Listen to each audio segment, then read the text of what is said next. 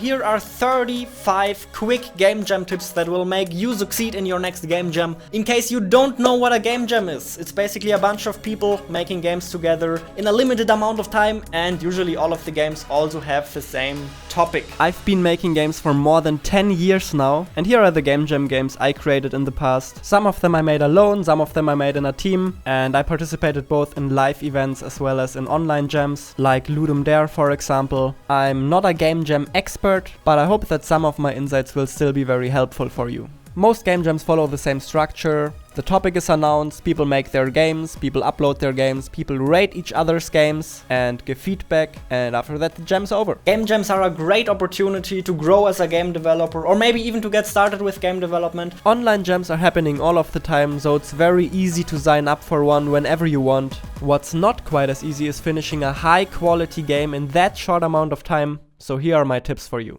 Tip number 1 is just participate. Even if you have no game development skills whatsoever, you can still participate. Don't be afraid. Commit to participating, write it into your calendar and take that time off. Otherwise you might not do it. I know you. Make sure you have at the very least a couple of hours of time. It is a misconception that you need to use the entire time that is available, so if the jam lasts 2 weeks, you don't need to spend 2 weeks on making your game, no. But at the very least, plan for a couple of hours. When you go to a live event, bring your laptop. There's no reason not to bring your laptop. Because a lot of people say to themselves, I just want to see how all of this works, I don't want to participate, I just want to look what the others do, basically. But believe me, when you're there will be nice people that will instantly let you into their team, even if you have no development skills whatsoever. So just bring your laptop. Join a team, because usually that is more fun and gives you better results. But obviously if you don't want to, you don't have to do it. You can also make a game alone in most game jams. Don't fall in love with a game idea before the jam starts. You at the very least want to wait until you have a topic. Stick to the topic and to the restrictions of the game jam, because otherwise other developers will not respect your game all that much. Keep your ideas simple. When people play game jam games, usually they want to try a bunch of them and they don't want to spend hours and hours on understanding your game, they just want to play. Be willing to take a risk with your game idea. If you're not sure, will this idea work out, then just go for it, just try it, that's what game jams are for. Don't take a risk with the scope of your game. Definitely keep the scope of your game small enough so you can finish your game on time. An unfinished game doesn't look all that great. A game that took a risk and tried something risky in terms of game idea looks a lot better. Take a risk with your game idea, don't take a risk with your scope. Come up with multiple ideas on paper and then choose the best one. Don't just go for the first idea that comes to your mind. If it's a little hard for you to come up with a fitting game idea, then just start with something familiar, with a platformer, a shooter, an RPG, roguelike, whatever, and then modify the idea to make it fit the topic of the jam. I think that is a lot easier than starting from an entirely white sheet of paper. If you still struggle with it, then watch this video, how to come up with awesome game ideas. Spend enough time on choosing a game idea, because that is usually worth it.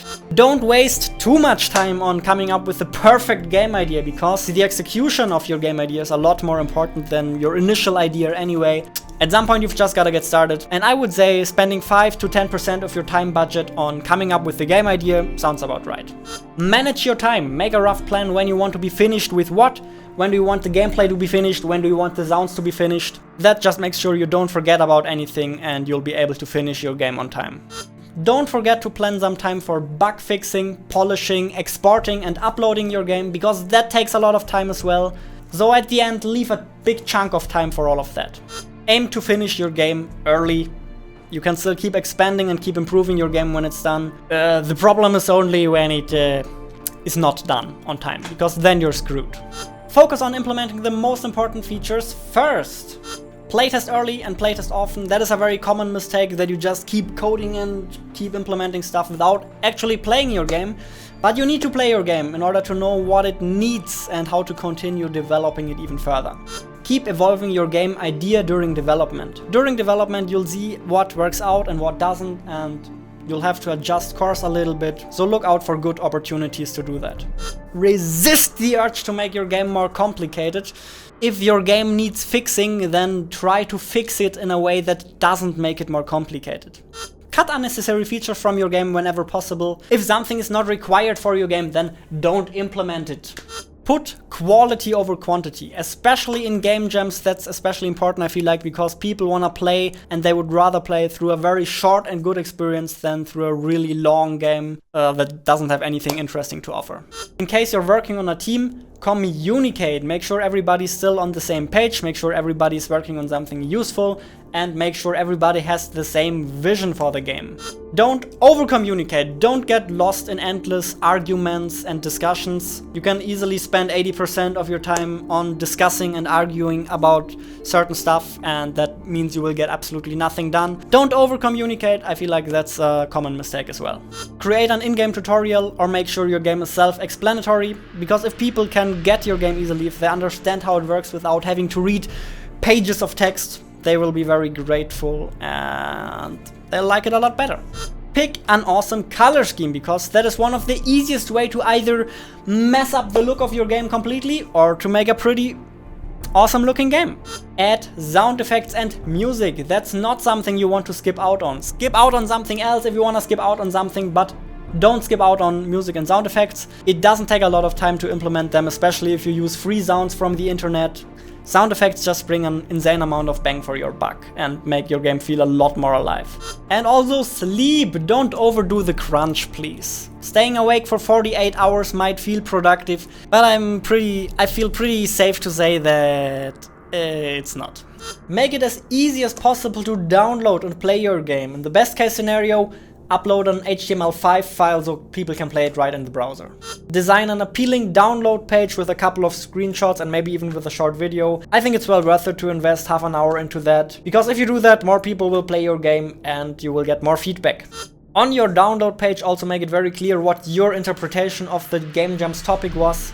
Design an appealing thumbnail for your game, because in the rating phase, the thumbnail of your game is one of the deciding factors whether people will play your game. If they don't click on your game, they can't download your game. So don't rush the thumbnail of your game too much. You want to invest enough time into that. And the other important thing is obviously the title of your game. Choose a good title for your game. The main thing I'm trying to tell you here is that if you didn't put a lot of love into your download page, people will assume that you didn't put a lot of love into your game either. If you want to get feedback for your game, then also play the games of other participants and give them feedback. That's only fair. It's a give and take. Take criticism and feedback serious. Don't feel personally attacked by it, because that's how you grow as a game developer. Whatever the result of the jam might be, whether you win or lose, whatever your rating is, just stay positive and stay motivated. If your game looks very good and promising and is well received, then consider turning it into a bigger, longer passion project of yours. Game jams have started a lot of fantastic games in the past, so no reason why you can't do it as well. Keep making games and, of course, have fun. In case you suddenly feel like participating in a game jam, I have one coming up. Wowie! Game Jam, 1st of February 2019. Link to that is in the description. I would be honored if you decided to join. Otherwise, I wish you good luck with your game jam endeavors. Hit the subscribe button and see you next time.